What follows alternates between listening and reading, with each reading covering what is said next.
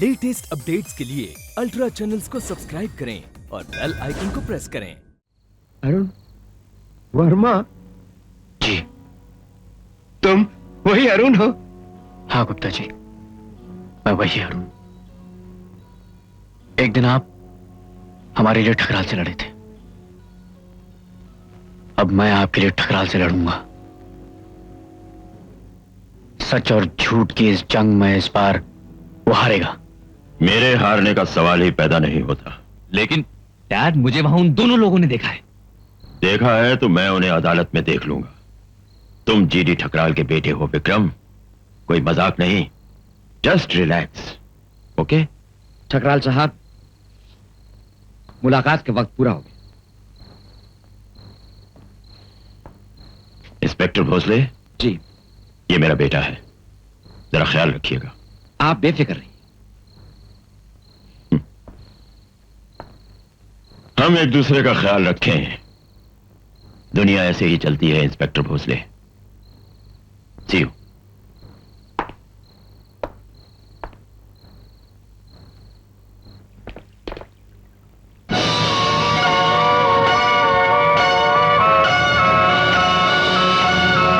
कौन साहब? Good evening mister Thakral. तुम यहां कैसे? यह बताने आया हूं कि इंदु गुप्ता के खूनी विक्रम ठकराल के खिलाफ सरकारी वकील की हैसियत से मुकदमा मैं लड़ने वाला हूं। तुम्हारे जोश और तुम्हारी मासूमियत पर मुझे तरस आता है, लेकिन जिस दिन अदालत में तुम मेरे सामने आ गए, ये सारा घमंड हमेशा के लिए भूल जाओगे। मुझे भूलने की आदत नहीं है मिस्टर ठकराल, इसलिए तो सब कुछ याद है। याद है मुझे फांसी की सजा सुन के एक निर्दोष का घबराया हुआ चेहरा, अंधेरे घर के सन्नाटे में उसकी पत्नी की आवाज, मुझे सब याद है। तुम किसकी बात कर रहे हो? बात कर रहा हूं उस दीपक वर्मा की, जो आपके बेरहमी के हाथों फांसी के तख्ते पर मर गया। उस आरती की जो आपकी संगदली के कारण 15 बरस तक एक पागल खाने में जिंदा लाश की तरह रही। मैं उन्हीं की बात कर रहा हूं। तुम उन दोनों को कैसे जानते हो? मैं उन दोनों का बेटा हूं ठकराल साहब। जिंदगी बहुत अजीब है ठकराल साहब।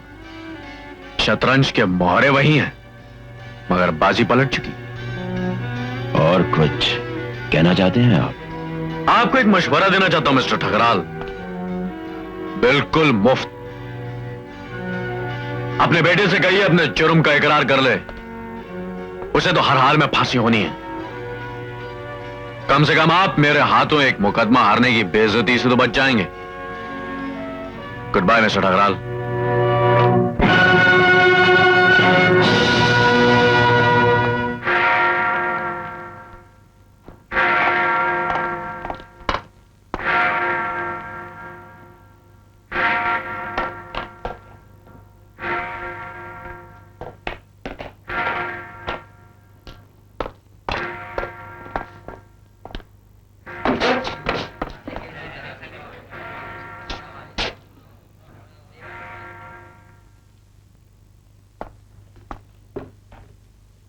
मुकदमे की कार्रवाई शुरू की जाए।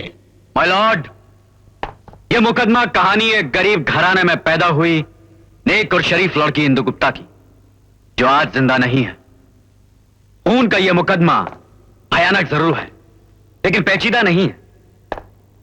थोड़ी देर में आप जान लेंगे कि इंदु गुप्ता का खूनी कोई और नहीं, बल्कि मुल्जिमों के कटघरे में खड़ा यह विक्रम ठकराल है।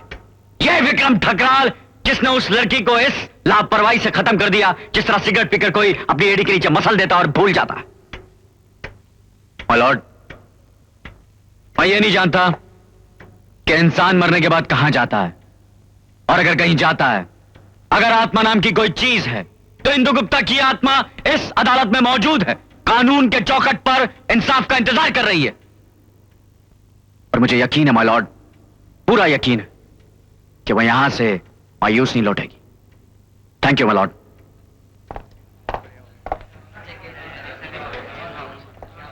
योर ऑनर, सबसे पहले मैं अपने नौजवान सरकारी वकील को उनकी जोशीली और जज्बाती तकरीर पर मुबारकबाद देना चाहता हूं, मगर साथ ही कानून की पहली किताब का पहला सबक भी याद दिला देना चाहता हूं कि अदालतों के फैसले जज्बात की धुन में नहीं बल्कि अक्ल की रोशनी में होते हैं।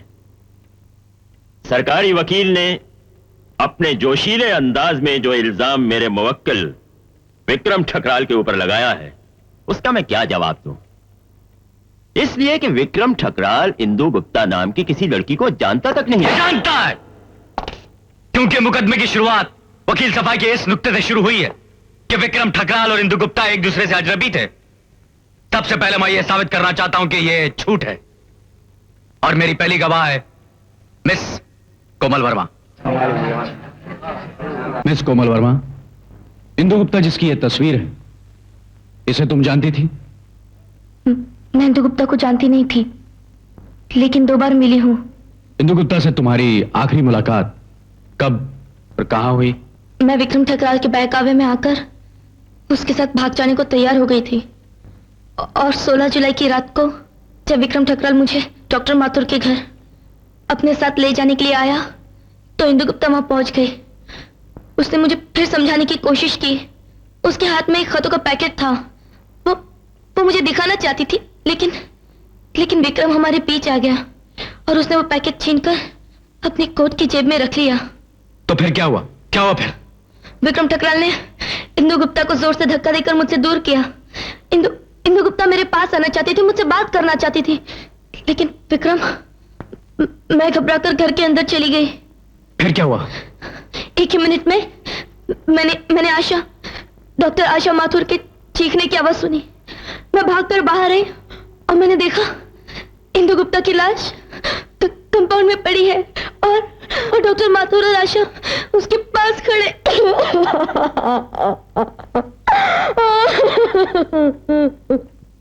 मिस कोमल वर्मा, अब तुम जा सकती हो। एक मिनट। योर ऑनर, मैं मिस कोमल वर्मा से कुछ सवालात करना चाहूंगा। इजाजत है। Thank you sir. ओ, ये लो, ले लो, ले लो। आंसू पूछ लो आंसू। नहीं, घबराओ नहीं। देखो बेटा, मैं तुमसे कुछ बहुत सीधे साधे और आसान सवाल पूछना चाहता हूं और तुम उनका एकदम सीधा साधा जवाब देना, ओके? बेटा, तुम्हारे माता पिता जिंदा हैं? मेरी माँ है, पिता नहीं है। क्या तुम बता सकती हो बेटा कि तुम्हारे पिताजी कैसे और कहां गुजर गए? ऑब्जेक्शन माय लॉर्ड, इन सवालों का मुकदमे से कोई ताल्लुक नहीं। ताल्लुक है योर ऑनर, बहुत गहरा ताल्लुक है। यह मुकदमा किसी की जिंदगी और मौत का फैसला करने वाला है। इसलिए मिस कोमल से मुझे यह सवाल पूछने की इजाजत दी जाए। आप ये सवाल पूछ सकते हैं। Thank you your honour. हाँ तो कोमल, तुम बताने वाली थी ना कि किन हालात में तुम्हारे पिताजी की मौत हुई? नहीं, किसी की तरफ मत देखो, आराम से मेरे सवाल का जवाब दो। मैं तुमसे पूछ रहा हूं ना। बोलो, कैसे मौत हुई? उन्हें फांसी दी गई थी। फांसी? तुम्हारे पिताजी को फांसी दिलाने के लिए जिस वकील ने उनके खिलाफ मुकदमा लड़ा था उसका नाम जानती हो? जी। तब तो यह भी जानती होगी कि विक्रम ठकराल उसी वकील का बेटा है। मैं ये पहले नहीं जानती थी, लेकिन बाद में जान गई। और जब तुमने जाना तो मन ही मन में फैसला किया कि एक ना एक दिन अपने बाप की मौत का बदला उस वकील या उसकी औलाद से लोगी। और उसी इंतकाम के शौक ने तुमसे विक्रम ठकराल के खिलाफ झूठी गवाही दी। भैया! ऑब्जेक्शन माय लॉर्ड, वकील सफाई एक मासूम लड़की के आंसुओं से मुजरिम के हाथों पर लगे खून के धब्बे धो नहीं सकेंगे। वो कोमल वर्मा की गवाही को झूठा साबित करने की धुन में ये भूल गए हैं कि विक्रम ठकराल के जुर्म के 2 गवाह और भी हैं। मेरी अगली गवाह है डॉक्टर आशा माथुर। जी हाँ, मैंने इसी को देखा था। यही चेहरा, यही था वो। मिलॉर्ड, ये वही है। मिसेस माथुर, पुलिस की रिपोर्ट के मुताबिक आपने बयान दिया है कि जब आपने खूनी को देखा तो आप अपने गेट के पास खड़ी थी। जी। और उसी रिपोर्ट के मुताबिक वो जगह जहां इंदु गुप्ता की लाश पड़ी थी, वहां से गेट जहां पर आप खड़ी थी, वो फासला करीबन 22 गज का था। जी हाँ। मिसेस माथुर, 22 गज का फासला और तूफानी रात, कम रोशनी, क्या आपको यकीन है कि आपने खूनी को अच्छी तरह से पहचान लिया हो? मैं मानती हूँ कि ये मुश्किल है, मगर सच यही है कि मैंने इसी को देखा था। यह बताइए कि खूनी ने क्या पहन रखा था, उसके बदन पर कपड़े क्या थे? कोट और पैंट। कोट और पैंट, या सिर्फ कोट या सिर्फ पैंट? दोनों। कोट और पैंट दोनों? दोनों, हाँ हाँ दोनों। थैंक्स। मिसेस माथुर, क्या मैं ये जान सकता हूं कि आप अपने पति के साथ कहां गई थी और कहां से वापस आ रही थी उस रात? जी हाँ, डॉक्टर दस्तूर से हमारा अपॉइंटमेंट था, हम दोनों वहीं से आ रहे थे। आप सच कह रही हैं कि आप डॉक्टर दस्तूर के पास ही गई थी? डॉक्टर दस्तूर आंखों के बहुत माने हुए डॉक्टर हैं और उनकी रिपोर्ट के मुताबिक आपकी आंखें कमजोर हो गई हैं। शायद यही उनकी रिपोर्ट है। देखिए, क्या यह सही है? जी। मिसेस माथुर, आपकी आंखें कमजोर होने के बावजूद आपने इतने डिस्टेंस से खूनी को पहचान लिया, क्या यह भी सही है? हाँ हाँ, मैं कह रही हूँ। थैंक यू मिसेस माथुर, आपका जवाब ही मेरा सवाल था। अब आप जा सकती हैं। Thank you your honour.